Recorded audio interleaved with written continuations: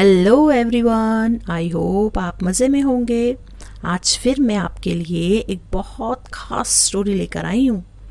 Story ख़ास इसलिए है कि ये स्टोरी का प्ले मैंने स्कूल के एनुअल फंक्शन में कराया था और उसको बेस्ट प्राइज़ मिला था। तो मैंने सोचा कि ये स्टोरी मैं आपके साथ शेयर करूँ। कहानी एक गांव की है और गांव में एक अंधी औरत रहती थी।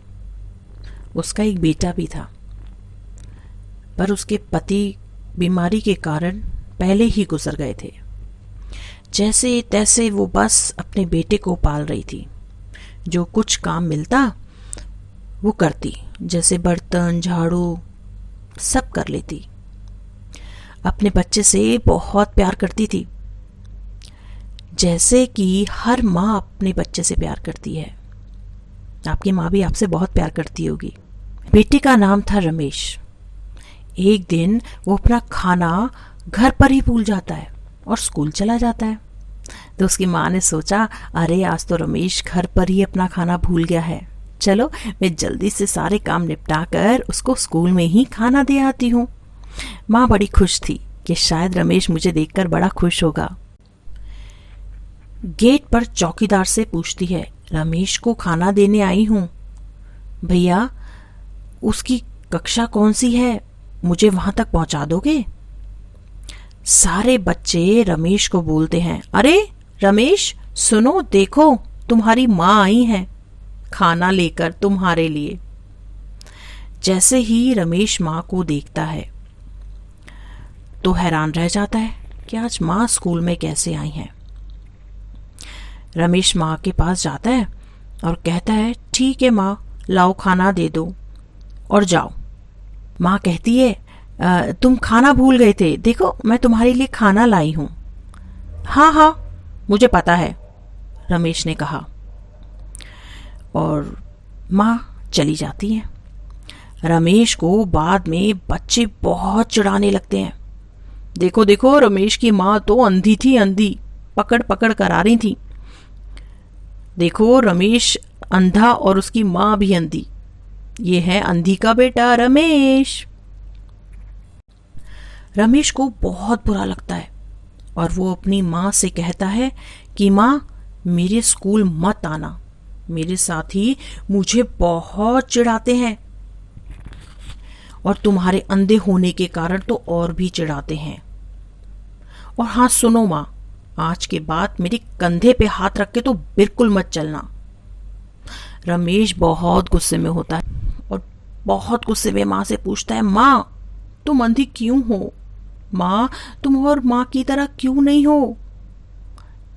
माँ मुस्कुराती है और कहती है, अरे रमेश बेटा, अगर तुझे बुरा लगता है तो आज के बाद कभी नहीं आऊंगी स्कूल, तेरे कंधे पर भी हाथ नहीं रखूंगी।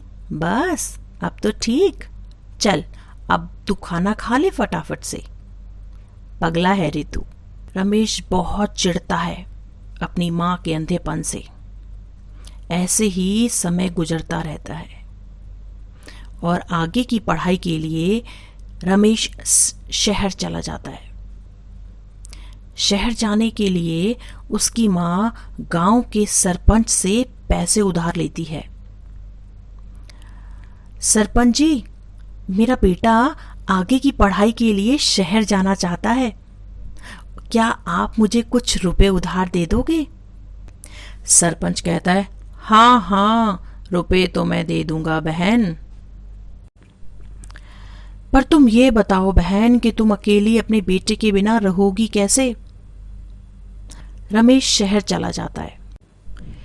माँ उसकी चिट्ठी का इंतजार करती है। जब भी डाकिया आता तो माँ भाग कर बाहर आती और कहती, डाकिया भैया, क्या कोई चिट्ठी आई? क्या मेरे बेटे रमेश की चिट्ठी आई? डाकिया बोला, कितने साल गुजर गए हैं, कहाँ तुम्हारे बेटे की चिट्ठी आती है।